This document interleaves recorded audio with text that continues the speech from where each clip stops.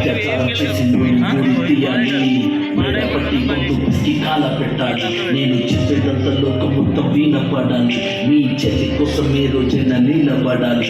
నేను పాడేది పాటని కన్ను చిన్నారి మాటలే ఇవి, కన్నులు కల్లార తడి కాపాడేదెవరు మరి? అమ్మాయిల వాక్యలలోని సంఖ్యలు బగ్గించి మరి రంగుల ముగ్గుల పొడి రక్తంగా మారిని పడి. మమ్మీ నువ్వు ఇంట్లో వదిలేసి వెళితే, అంకల్ నచ్చి పట్టి మీద పడితే ఏమని చెప్పను నేను, ఇవ్వటి చెప్పను నేను.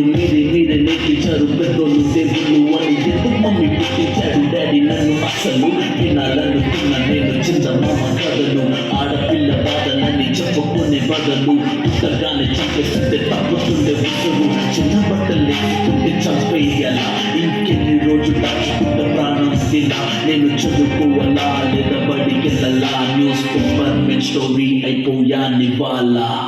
చిరునవ్వులతో కాలం గడపాల్సిన చిన్నారి మనుషులనే రంగేసుకున్న దూర మృగాలకు బలైపోయింది. 8 ఏళ్ల చిన్నారిని హింసించి అత్యాచారం చేసి చంపిన ఘటన మానవత్వానికే మాయని మచ్చగా నిలిచిపోయింది.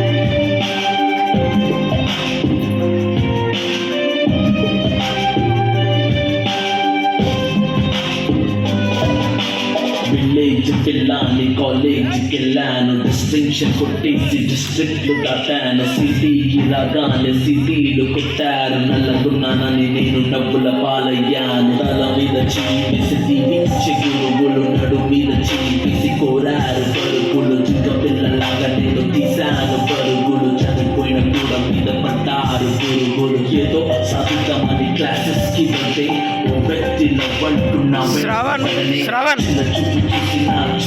లాగాడు, యాసిడ్ దాడుల్లో నా పేరెక్కించాడు.